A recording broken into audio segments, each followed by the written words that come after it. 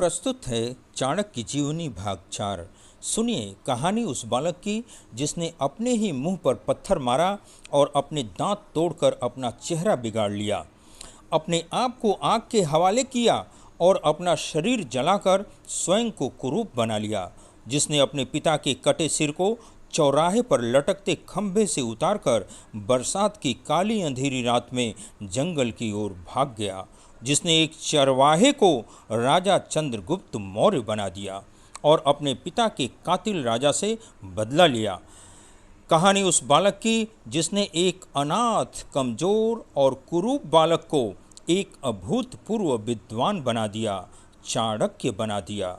जी हाँ, कहानी चाणक्य की। प्रस्तुत है चाणक्य की जीवनी भाग 4। विष्णुगुप्त को लेकर कुलपति के पास पहुँचे। उनके साथ एक कुरूप से युवक को देखकर कुलपति ने पूछा, यह कौन है?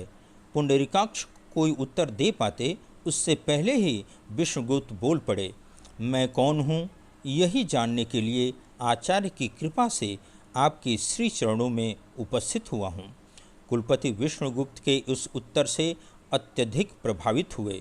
बोले, युवक तो अति बुद्धिमान जान पड़ता है।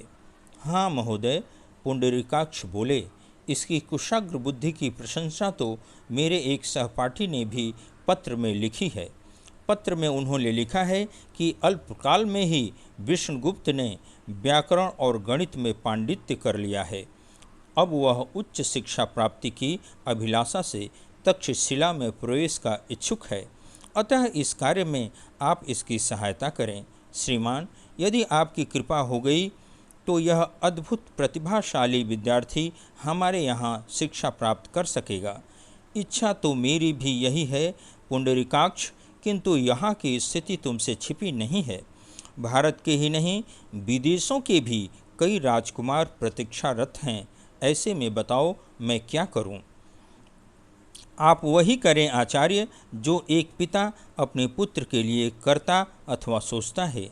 आचार्य पुंडरीकाक्ष के उत्तर देने से पूर्व ही विष्णुगुप्त बोले, मेरा इस संसार में कोई नहीं है आचार्य। मैं आपको ही माता पिता मानकर आपकी शरण में आया हूँ। फिर मेरी यह इच्छा भी नहीं है कि मुझे राजपुत्रों के साथ बैठकर पढ़ने की अनुमति मिले।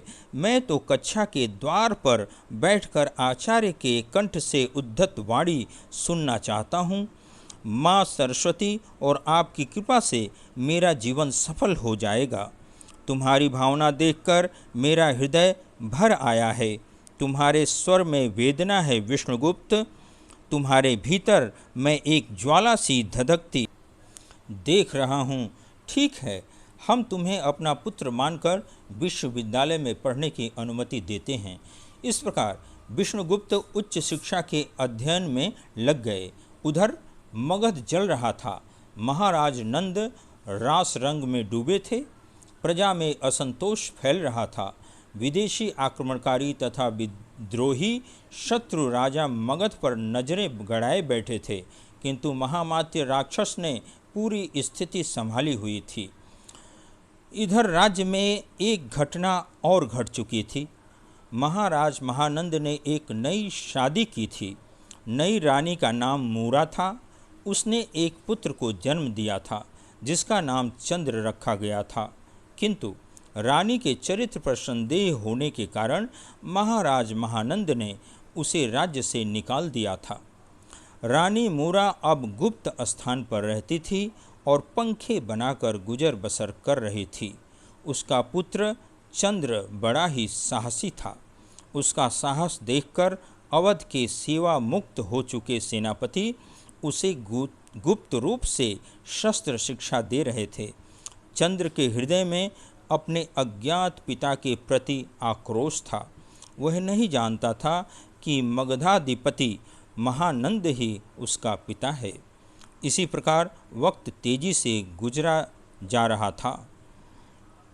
चाणक्य ने खूब मन लगाकर अपने शिक्षा पूर्ण की।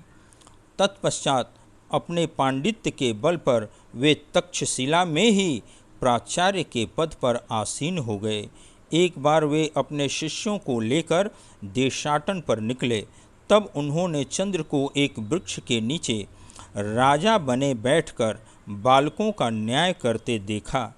तब वे मूरा से मिले और उसकी प्रशंसा की। मूरा यह जानकर बेहद प्रसन्न हुई कि तक्षशिला के आचार्य, विश्व प्रसिद्ध अर्थशास्त्र के रचयिता कौटिल्य। क्षमा करें, इस भाग में इतना ही। सज्जनों, इसके आपकी चाणक्य जीवनी के लिए कृपया इस चैनल को सब्सक्राइब करें और घंटी का बटन दबाने के साथ ही इस वीडियो को लाइक, शेयर और कमेंट करने की कृपा करें। धन्यवाद।